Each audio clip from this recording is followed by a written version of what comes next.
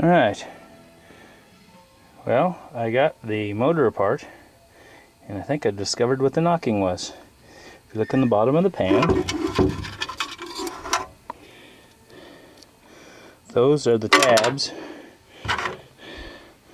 off the number, I believe, 3 piston, the metal piston.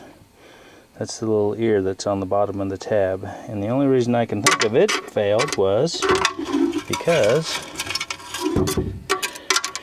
I think the rings are supposed to be on the piston.